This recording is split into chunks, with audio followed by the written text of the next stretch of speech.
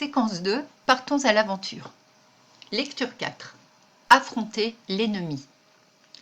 Nao a dérobé le feu à ceux qu'il appelle les dévoreurs d'hommes, la tribu féroce des Xam.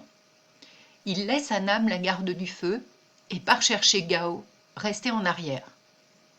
Les dévoreurs d'hommes, lancés à leur poursuite, sont sur le point de les rattraper. Gao, gravement blessé, voit qu'ils retardent Nao dans leur fuite. Il veut que Nao l'abandonne. Il faut que Gao meure, ne cessait de répéter le jeune guerrier. Nao dira qu'il a bien combattu. Sombre, le chef ne répondait point. Il écoutait le trot des ennemis. De nouveau, ils furent à 200 coudées, puis à 100, tandis que les fugitifs gravissaient une pente.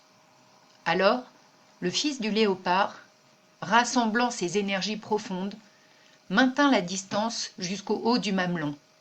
Et là, jetant un long regard sur l'Occident, la poitrine palpitante à la fois de lassitude et d'espérance, il cria « Le grand fleuve! Les mammouths !»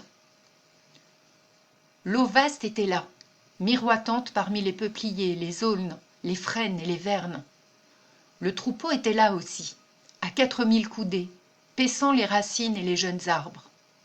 Nao se rua, entraînant Gao dans un élan qui leur fit gagner plus de 100 coudées. C'était le dernier soubresaut. Ils reperdirent cette faible avance, coudée par coudée. Les Xam poussaient leurs cris de guerre.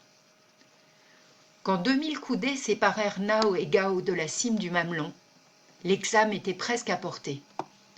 Ils gardaient leur pas égal et bref, d'autant plus sûrs d'atteindre les Oulamres qu'ils les acculeraient au troupeau de mammouths. Ils savaient que ceux-ci, malgré leur indifférence pacifique, ne souffraient aucune présence, donc ils refouleraient les fugitifs.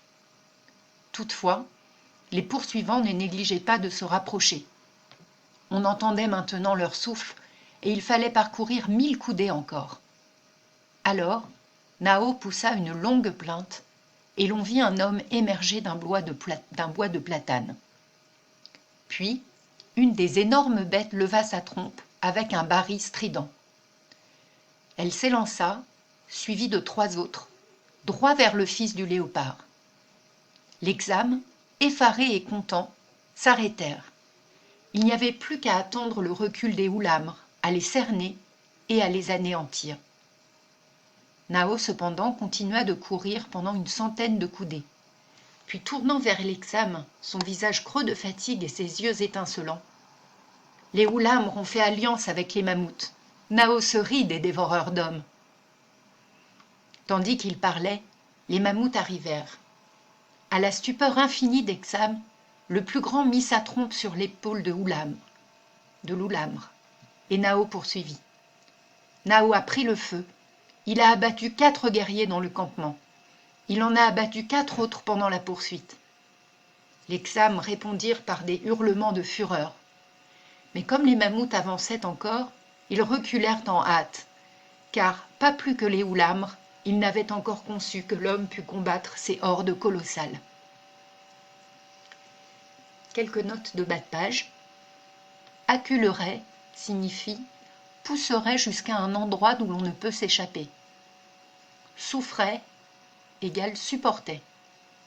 Enfin, les hordes colossales sont des groupes gigantesques.